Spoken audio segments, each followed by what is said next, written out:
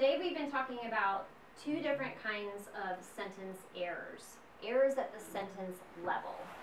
What are those two different kinds of errors that we have been talking about so far? Standard English. Okay, so John's got the first one, standard English errors, and what's the other one? Style. So the standard English errors are those things that are on the surface. The style errors are the things like what? What would be an example of a style error that we've talked about so far today? A choppy sentence. Yeah, choppy sentence. So there's nothing wrong with it grammatically, but it doesn't flow well. So we've worked on diagnosing two different sentence patients. You've come up with very good symptoms that have led you to a diagnosis, that have led you to cures for those sentences. So now we're going to deal with cases 3, 4, 5, and 6, the rest of our sentences that we have in our lesson. So let's take a look at case number 3. This is patient number 3. The Greeks also had a great imagination. They believed that their gods and nymphs were real. Hamilton 1. Okay, so both of you tables completed case number 3. Tell me, in standard English, what is wrong with this sentence? Nothing.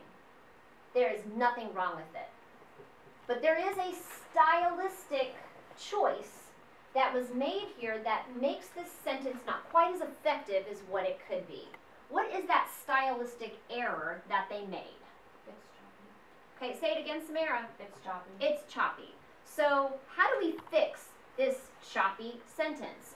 And David, I'm going to pick on you because I already know you have a good one. So how did you fix this choppy sentence? Remove the period and add an and or transition.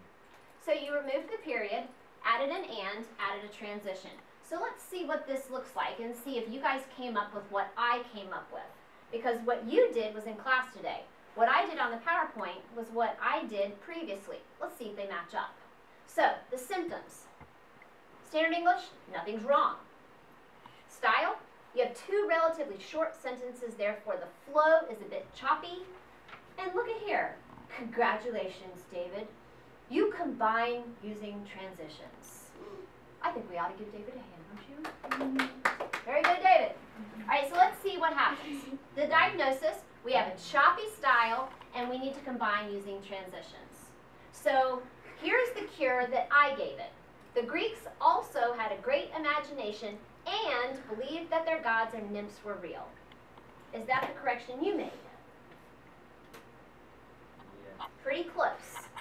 So, and once again, remember that your corrections may not be exactly what I have. Because it's not always about right or wrong, it's about what? Choices. Choices. It's all about choices. All right, so let's get a little harder. Let's go to case number 4. Okay, so table group number 1. You guys had case number 4, and everybody's following along on your paper. So here's our next patient who is sick. The people from Greek lived in Greek city-states. The Greeks lived independent and did not live as a nation because the nations were small. View tag 14. Now just remember, these are patients that you yourselves, okay, that you yourselves created. So as we laugh, we still need to remember they're sick and we need to help them. Yeah, maybe a freshman. Okay, so in case number 4, let's take a look. What were your symptoms here? Your symptoms. Give me one of those symptoms, please, Connor Emery. The first one, they changed the adjective Greek to the noun Greece. So that is a standard English error. Okay, so I agree, that's what I have. You got to change the adjective Greek to the noun Greece. What else? Give us another one, Cole. You had to change the adjective independent to the adverb independently. So an adjective adverb error. And again, what kind of error is that, Cole? Standard English. Standard English. Okay, let's have another one. What did you get for that one, Stephen? What's the next standard English error? The comma splice. Okay, there's a comma splice. You have two complete thoughts run together with a comma. And you can't do that with standard English. So all of that is a pretty easy fix. We can put the Band-Aids on there. We can take out that comma. We can put a period. There's a lot of things we can do there to fix that. But stylistically, what do we have going on here that makes this sentence not quite as effective as what it could be? Anybody from group 1? It was heavy repetition. They used the word Greek a lot, the word lived a lot, and nation a lot. So you got Greek, live, and nation, and you got it a lot. So why don't you read out loud to us, okay, what your cure was? Because the diagnosis is that you've got some standard English mistakes as well as some style choices that make the sentence repetitive. So let's see what your fix was and if it's anywhere close to what mine was. Read it out loud. Go ahead, Connor. You're loud.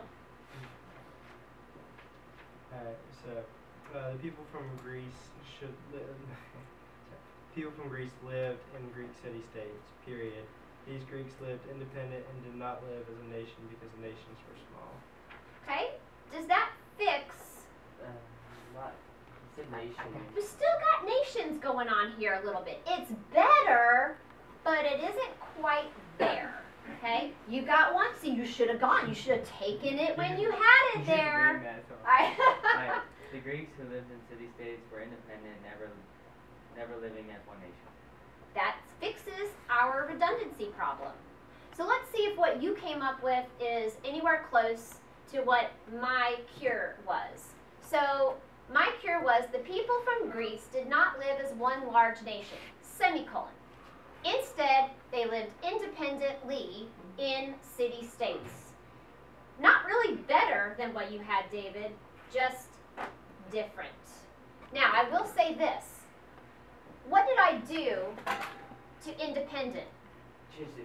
I did, and I also changed the order a little bit. So, once again, it's not right or wrong, per se, what you guys did. It's just different. But you have fixed both the standard English errors. You have also fixed the style choice that made it a little less effective. All right, case 5 at our next table. Okay, here's our patient. Okay, read the patient out loud, please, John Carr. The Greeks also had a great deal of humanistic temperament. The Greeks concentrated on earthly achievements rather than the life after death. So, standard English. What's wrong with this sentence?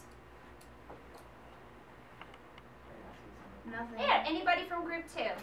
Nothing unless you want to change the present past tense. So, Megan's right. There's really nothing wrong unless you want to change the present tense to past tense to make that a little better, but even that's not totally required. But, style. Okay, what did you guys come up with, the style choice that made this sentence not quite as effective as it could be? They don't flow well together. Okay, and these sentences that don't flow well together, you have one paraphrase and one quote, and it's like you tried to put them together, and it's almost like a blind date, like, which is awkward. They really don't have anything to do with each other. So how did you guys fix it? What was your cure for this diagnosis of a standard English mistake and a sentence and a quote that don't really flow together? How did you fix this? Some transitions and a little bit of rephrasing. Okay, so really loudly, read to us what you've got there, Samara, to fix this choppy sentence. The Greeks had a great deal of humanistic temperament. Their mindset was focused on earthly accomplishments instead of a life after death. So notice what Samara did. What did she totally take out? The quote. The quote. Quote. The quote. She took out the quote and completely paraphrased it and made it into something that was totally her own words. That flows much better. And if you'll notice, that's exactly what I did. Doesn't make you right, Samara. It just means that we're thinking along the same lines, which means that it's probably an acceptable change. So my cure matches yours pretty closely. The Greeks also were humanistic in their temperaments and therefore focused on what they could accomplish while they were alive rather than what would happen after they died. So I took the quote out as well.